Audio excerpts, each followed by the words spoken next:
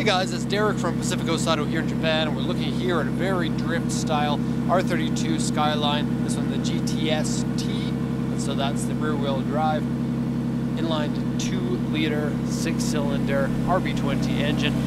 This car is pretty interesting to take a look at. We don't actually sell too many of these drift-like cars, simply because a lot of them are in pretty terrible condition. And this one has its things, as with most drift cars. It's not in terrible condition. Engine runs really nicely, as you can see, but it has a little bit of an issue with idling too high, and then it feels a little bit floaty in the response. So probably something to take a look at. It's also so loud it's going to ruin my ears.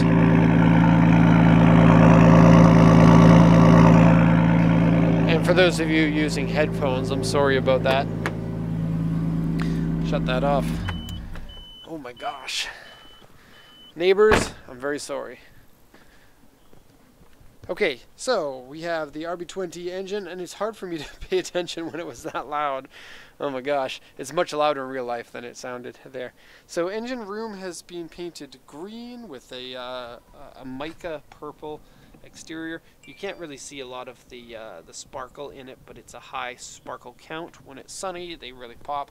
And then very lowered cambered wheels or broken wheels on the front, Nismo looking front bumper, front mount intercooler, bunch of stuff. So I'll go over that in more details in a second, but first off, engine good, oil good, coolant was low, a lot low too. So I put some extra coolant in there and spilled a bit.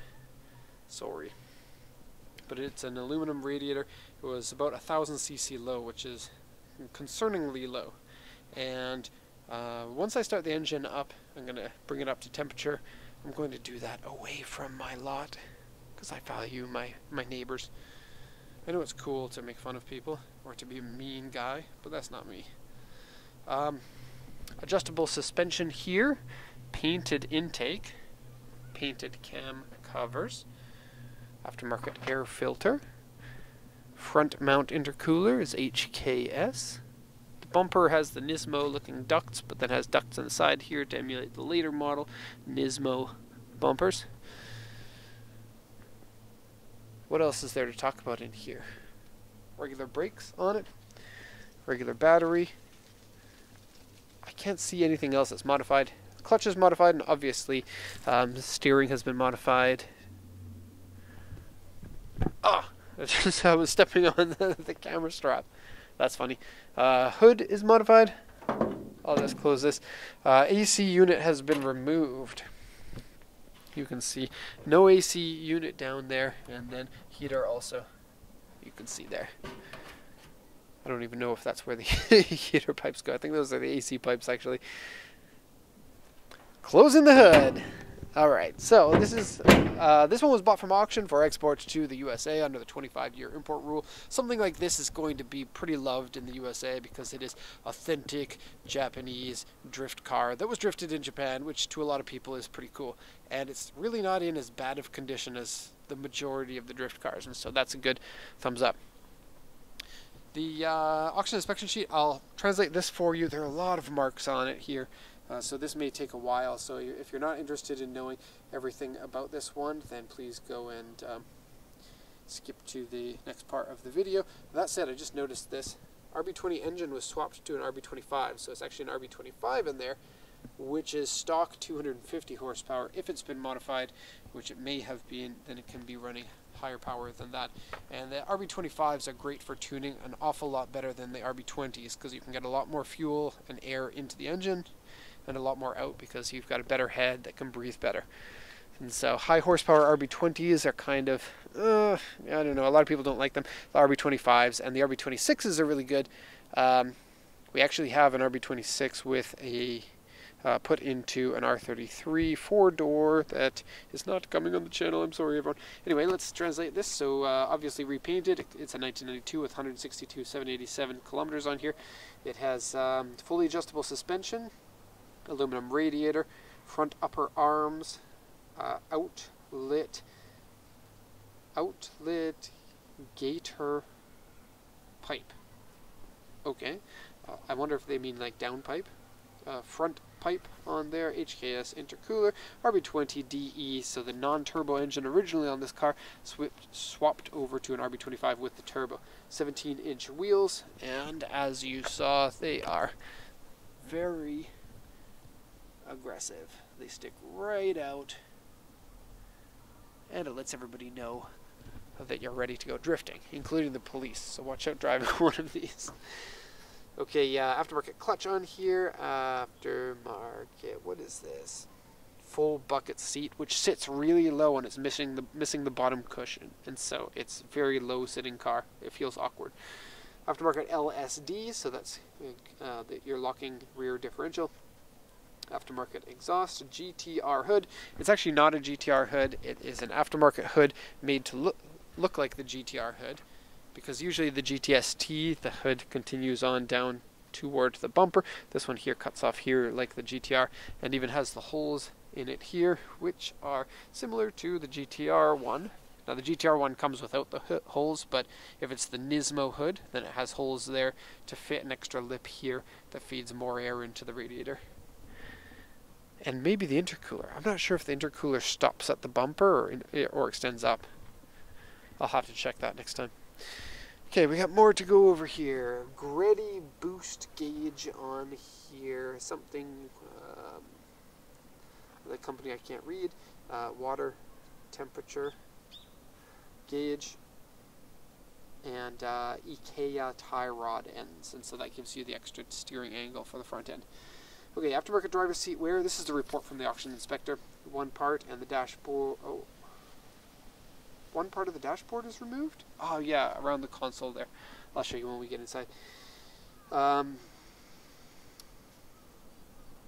Interior is slightly dirty. Front grille is missing. Actually, this car doesn't come with a grille there, but with the GTR hood, you usually get a GTR grille to go in there, but the GTR grille is not in there. Front support. Oh, this has been in an accident. It's an R grade, repaired from an accident. You can kind of see some of the damage here on the hood still, and the hood doesn't fit on there as good as it normally would. Okay, go back to it. Front grille missing, front support replaced, left front side member dented, front tire house liners have been removed, and trunk interior trim is missing. Aftermarket bumper, aftermarket steering wheel, aftermarket shift knob, various scratches and dents. AC has been removed and the switch panel is missing a piece.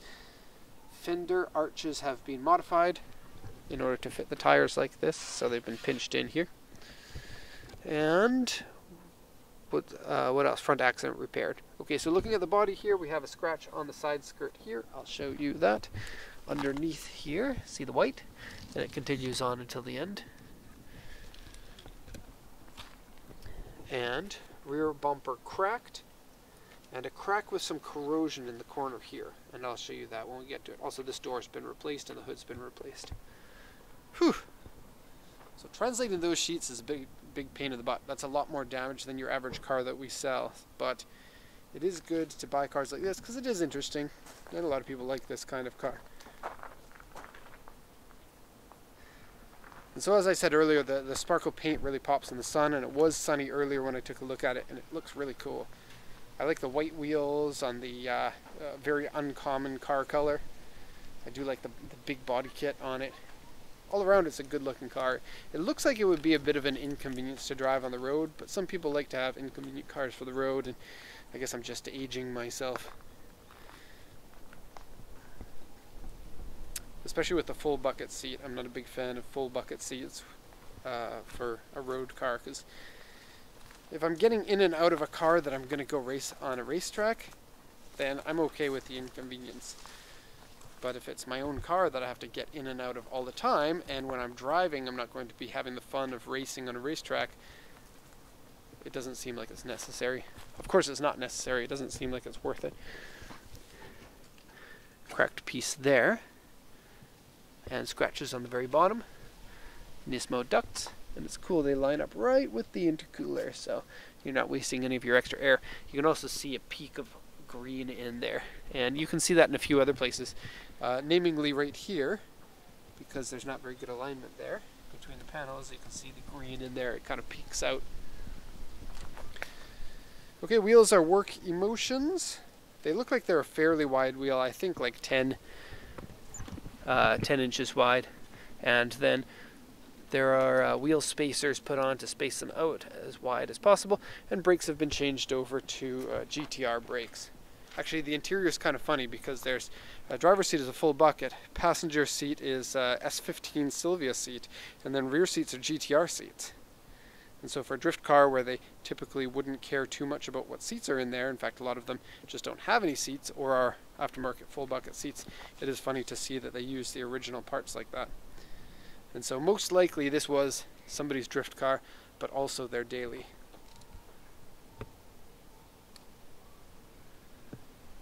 Okay, so back gasket, like many of the Skylines, has the peeling issue.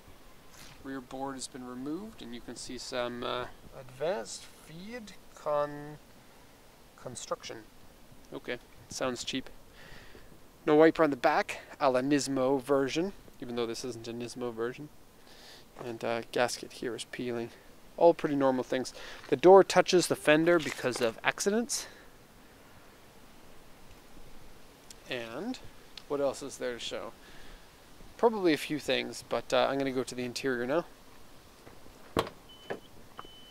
So this is a late model version, probably one of the first late model versions, so you have the different interior trim compared to the earlier ones. Take that key out because that's a bit annoying. Okay, so aftermarket Nardi steering wheel, but it's actually not a Nardi steering wheel because that's loose. I mean, not loose, it's just poorly constructed and bendy. So here's your full bucket seat. You can get a new cushion. Leaf, get out of there! You can get a new cushion for where the Leaf wanted to go have a party, if you really wanted to. And a bit of wear on the outside, but compared to your average full bucket seat, it's not so bad. They often rip here. Steering wheel looks good, even though it won't feel good when you're driving. Boost gauge here. No floor mats. Here's the missing piece of the dashboard you can see. It's like the surround piece for the AC, but the AC doesn't work. Deformed dashboard because all the Skylines have that. And up here, this is about average, I would say. I've seen bigger, but I've also seen lower. Here's the GTR rear seats. They look like they're in good condition too. You might be able to sell that to somebody with the Skyline.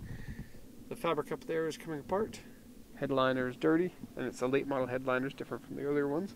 It doesn't smell like cigarettes inside. In fact, it smells like a Japanese car inside, like the air freshener, so you can buy at Autobox. This is peeling, and a spin turn knob. It doesn't have the edge on it, so you can't do it with one hand. It's a bit annoying. Okay, and it smells, the smell inside actually smells an awful lot like my friend's basement. And like exactly like it. It's super funny. Okay. So the engine stumbled a little bit when first starting out. I don't know if that's a problem or not. It runs fine once it's started. Just like I mentioned earlier, a couple of like just response-ish issues. Okay, so there you have it. If you have any questions about this, please let me know. You can check out our website, and there's a lot of other videos on the YouTubes under our channel, so check those out if you're into it. So thanks a lot for watching, and have a nice day.